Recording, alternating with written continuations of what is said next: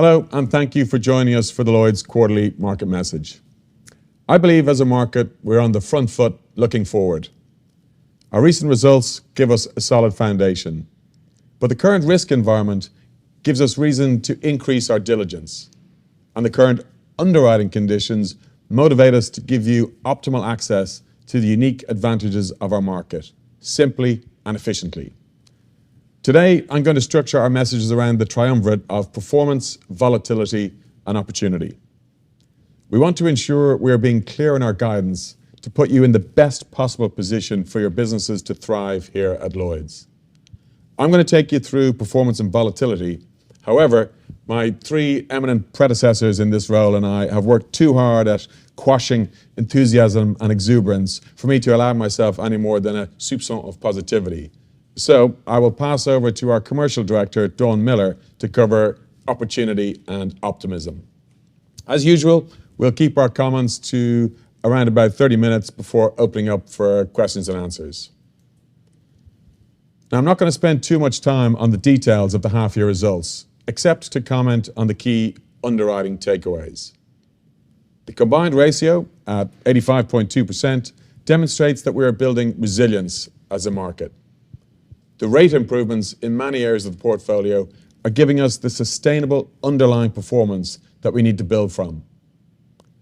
This is being driven by a determined push for rate adequacy, particularly in property, that is catching up with changes in demographics, vulnerability, and, of course, exposure values.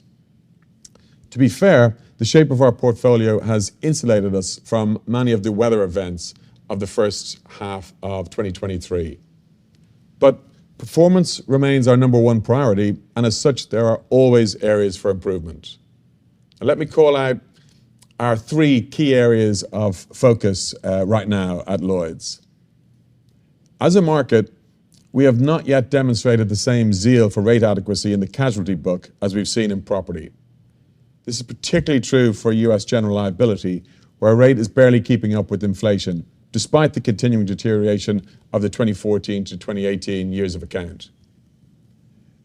In the specialty classes that are impacted by geopolitical risk, we have not seen much more than experience-based rate increases rather than forward-looking risk-based adequacy. And I should say, with the notable exception of aviation war, where the structuring looks a little bit more considered. And as for D&O, we believe that there is a litany of irrational underwriting behaviors driving the relatively shambolic state of that market. So let me now unpack what we are seeing in each of these three areas and what action we expect in the short term. Starting with casualty. From a reinsurance perspective, it has an eerily familiar feel to the property market of 12 months ago. And while pricing has thus far remained relatively subdued, we are observing upward claims pressure on lower layers of US general liability programs, driven by persistent award inflation. Now, the Lloyd's casualty book is dominated by North American excess insurance, protected in the main by proportional treaties. We only write about 5% of inwards casualty as a reinsurance market. So we need to be prepared to absorb any upwards pressure from reinsurers to maintain an orderly renewal and not lose out on desirable momentum shifts. As a market, syndicates prepared very well for the property reinsurance shift last year, and as a result, there was no disorderly or panicked replanning required around year-end. And we would like to actively encourage a similar approach on casualty for this season. Moving to specialty, and in particular political violence, terror, and strikes, riots, and civil commotions, we have a slightly different concern. We were underwhelmed with what we saw following the reinsurance renewals last year, as many syndicates, in our view, failed to respond adequately to the tightening reinsurance coverages.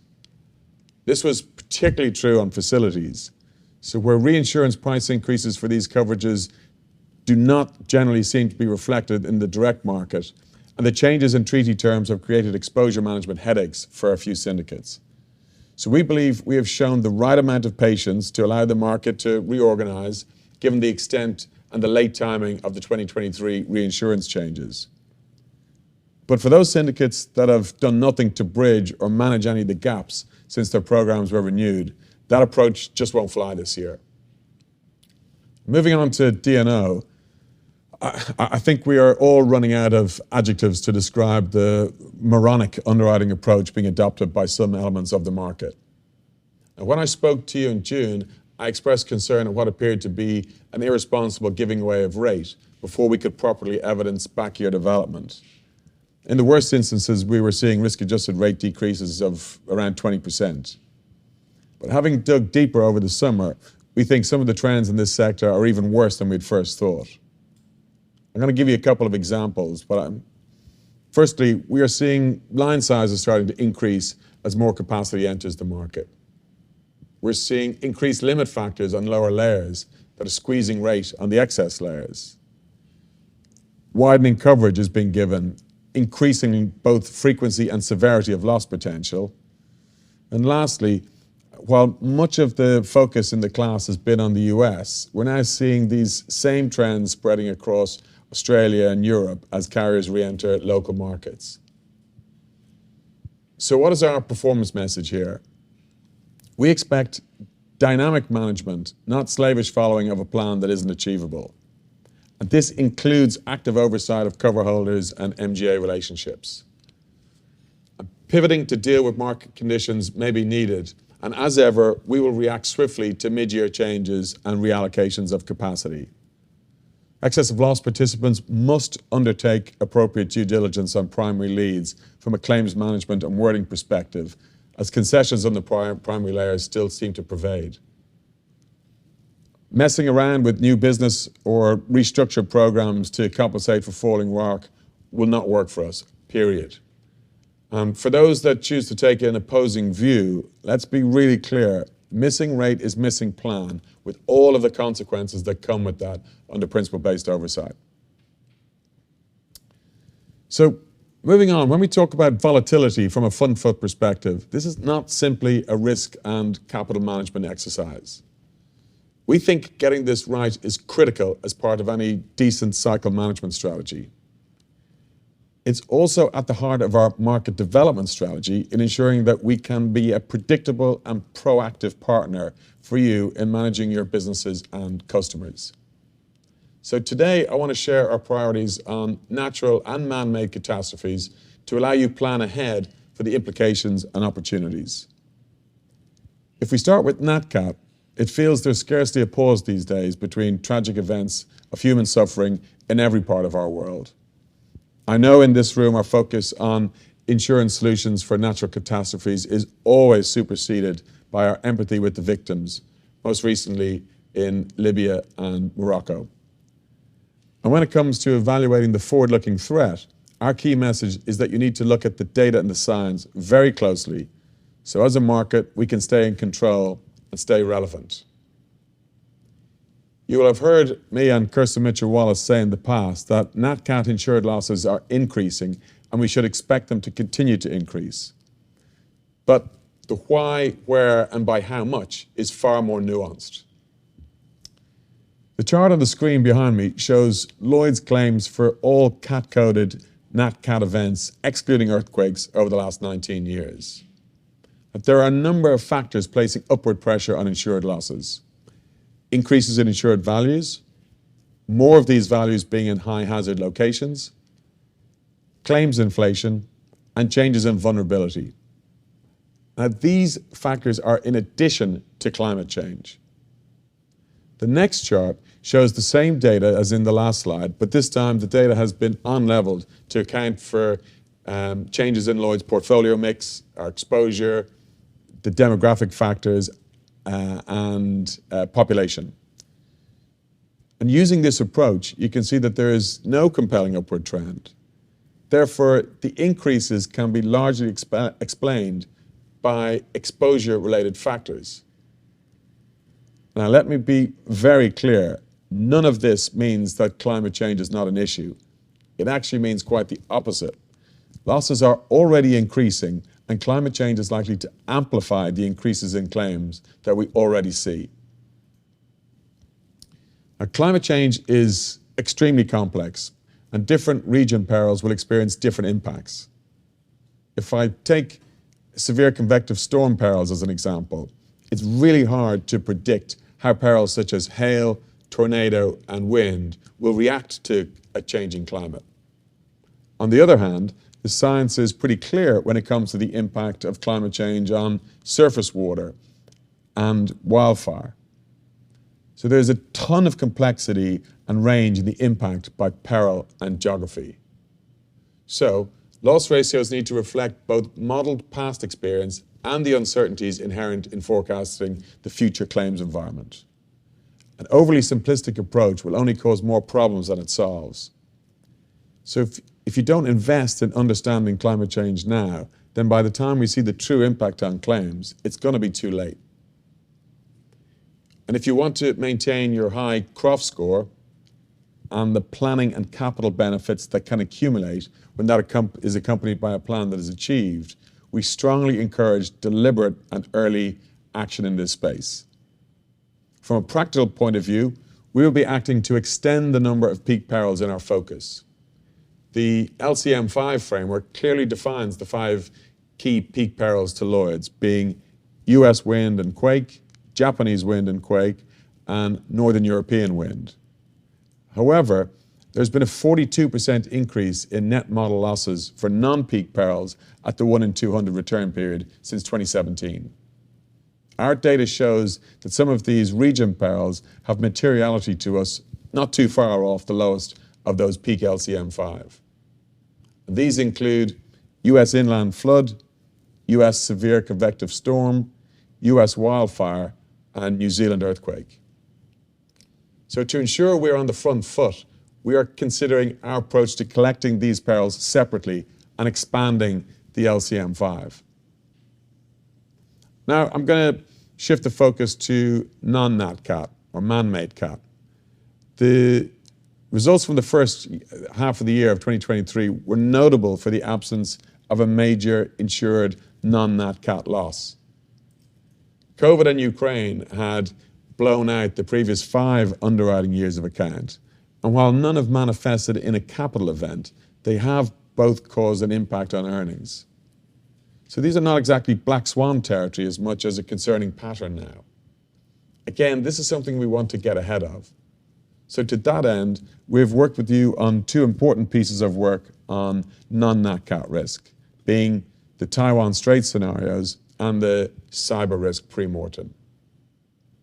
So the Taiwan Strait scenarios were designed by a third party to consider implications across a wide array of classes, including aviation, cyber, marine, political risks, trade credit, SRCC, and property, including contingent business interruption. Just to be clear, Lloyd's does not express any view on the likelihood, probability, or geopolitics of any of the scenarios. And as a market, we can absorb any of the scenarios, but the issue that we need to focus on is the accumulation of exposure from a relatively small premium base. The first 2 scenarios of a blockade or outlying island activity have final net losses which are manageable for the market and roughly in line with the mid-sized US hurricane. As you'd expect, scenario 3 is more extreme than the other 2. However, in terms of final net loss, it would still be lower than a repeat of the Katrina, Rita, Wilma storms of 2005 on today's portfolio.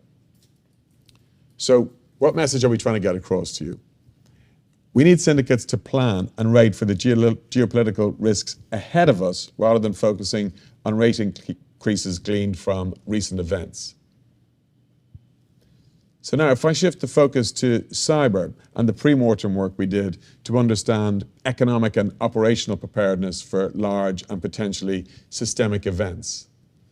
But this work, combined with assessment of non-nat cat maturity, has yielded a number of key conclusions that are critical to how we manage man-made risk going forward. So we must quickly get agreement on a cyber catastrophe definition. We must distinguish between what is manageable cyber catastrophe and events that are simply too severe, such as state-sponsored attacks. And the aim in separating the two is to include the latter in a separate product while managing the former in the same ways that we manage any other catastrophe risk. The reason is the asymmetry of capability from the threat actors in the state-sponsored arena means that the exposure can only be measured and priced, but not really mitigated.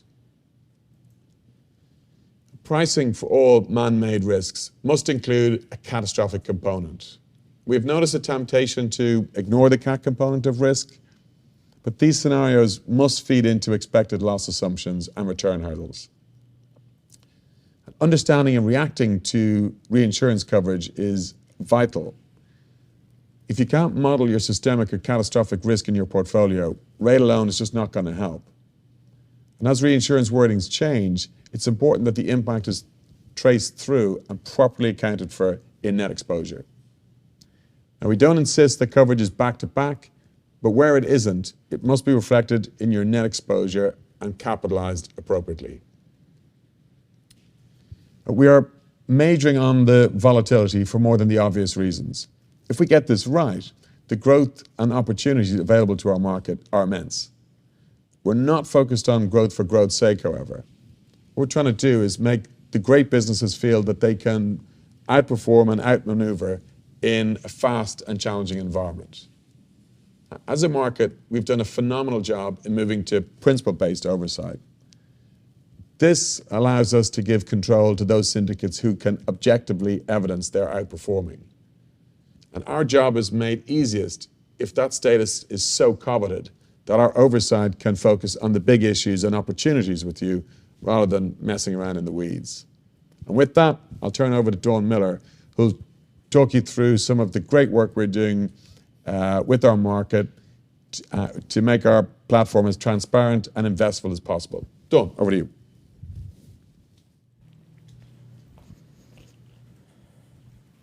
Thank you, Patrick. It's great to be here and always happy to talk about opportunity.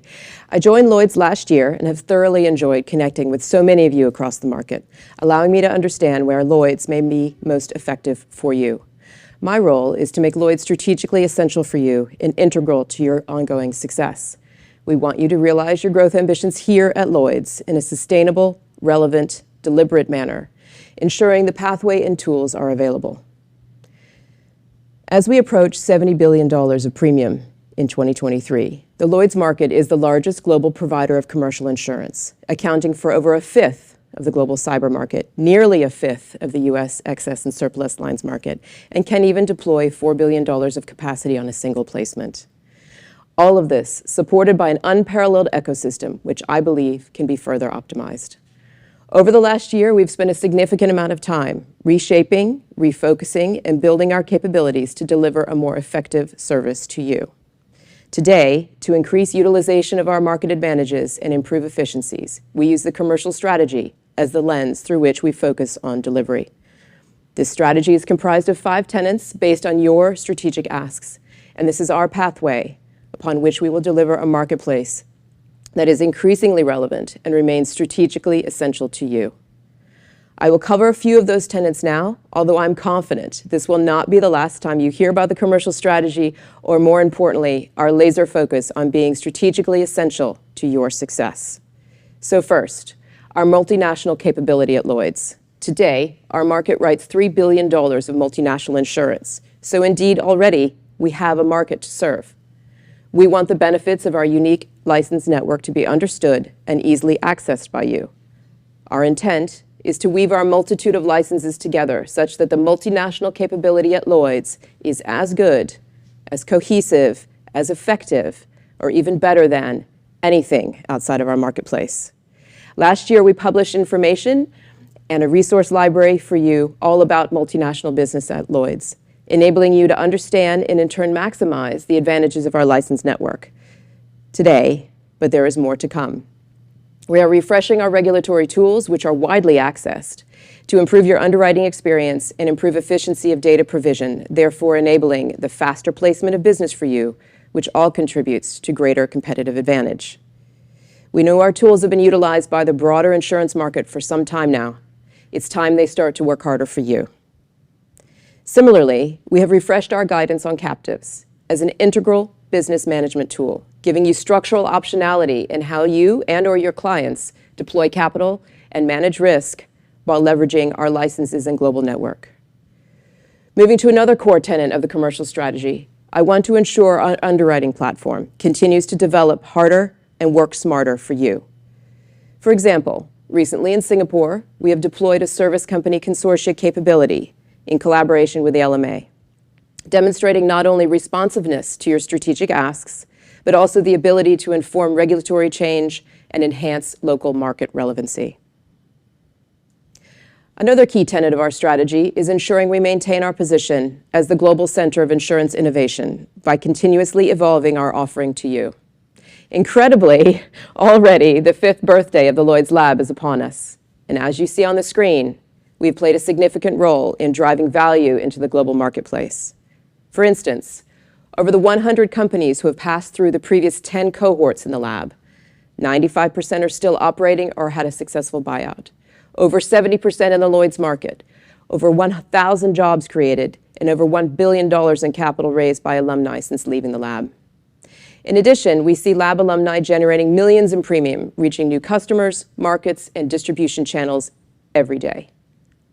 To ensure these outcomes persist, we've spent some time ensuring that the lab grows thoughtfully and sustainably. We now deploy purposeful and directive accelerator themes for each cohort by intersecting product, data, and geography in the application requirements so that we are laser focused on real-world delivery. We've seen vital protection gaps, challenges around wildfires, flood, cyber, and supply chain issues tackled, ensuring continued relevance of our industry and marketplace. I'm pleased that we finalized Cohort 10 in July with the additional Lloyd's Europe Innovation Competition held in Belgium and are just days away from the launch of Cohort 11 with almost half the participants from Asia Pacific. In 2020, Lloyd's introduced the ICX class to ensure you have the capacity to innovate. We are finally seeing increased uptake in this class, on track for ICX use in 2023 to be 10 times beyond what it was in 2022. Are we starting from a small base? Yes. Is this progress? Yes. Is there room for more? Absolutely. Total capacity available now for ICX is $1.3 billion. So ICX continues to be underutilized. For those of you who have that longer-term vision, work with me, work with us to continue to develop this class and drive solutions. As I consider the growth opportunities of the lab, the clear next step for us is to evolve so that the lab becomes undeniably the conduit for delivering practical customer solutions at scale through the introduction of a customer challenge program. This will give you a space and a framework to solve your customers' complex global challenges head on. We have worked with some of our members already to test this concept across the development of product approaches and market tools and anticipate this only growing over time. I would be delighted to explore this with you further. And this leads me to another area of untapped potential, data. We had made progress to improve our data access and our benchmarking capabilities while working on enhancements to some of the existing tools that you use. For example, while continuing to evolve the PIPACs, we are also developing an acquisition costs tool to help you understand your acquisition expenses against market peers on a comparable portfolio basis. We will be releasing a new claims outcome and actions dashboard to show you service and operational performance benchmarking across the rest of the market in areas such as speed of payment and reserving. All of this will be deployed to you by the end of the year, and we will work with you to understand more data development areas in 2024. We are doing all of this for you with existing data. Just think of the data possibilities that will be open to us all when you all adopt the core data record and Blueprint 2 solutions ahead. As we look to create future solutions to attract the best underwriters and the best capital to our marketplace, not only do we need to get the strategic essentials right, but also ensure that access to our market is transparent and actually understood. It's worth noting that over the past 3 years, we have educated over 14,000 industry specialists around the world through our external training programs, boot camps, and academies to ensure a global appreciation for our market and its value. These efforts will increase as we continue to empower tomorrow's talent. So, to reinforce what I've said throughout, we want Lloyd's to be strategically essential to you and your business. led by your asks, driven by the commercial strategy, and delivered by maximizing value from the advantages we have at Lloyd's: capital, data, licenses, and innovative solutions. So in closing, honestly, I want to thank you for your investment in time and insights with me over these past months. You've been very clear in your communication, and I have no doubt that that will continue. So with that, I'll hand you back to Patrick. Thank you.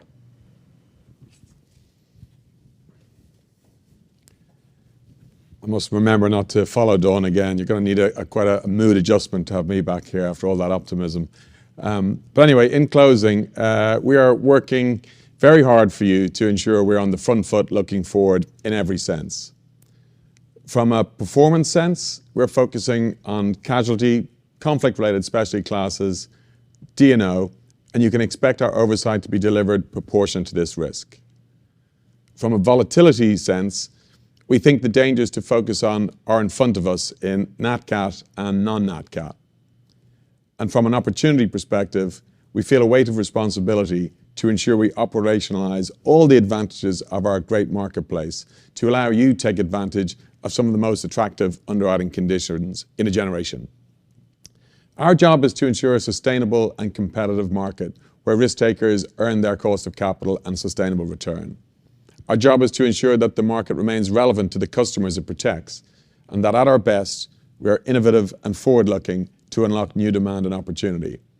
And our job is to look forward and speak objectively about the threats we face and share objectively the data we see from our very privileged perch. And to do all this simply and efficiently. Often, we wear our complexity on the outside, a bit like our building. No more. We'll simplify publicly and solve privately. Now, speaking of our building, some of you may have noticed that we have our new underwriting room open as of yesterday. So we're going to wrap it up there and head upstairs and get to work. So thank you very much.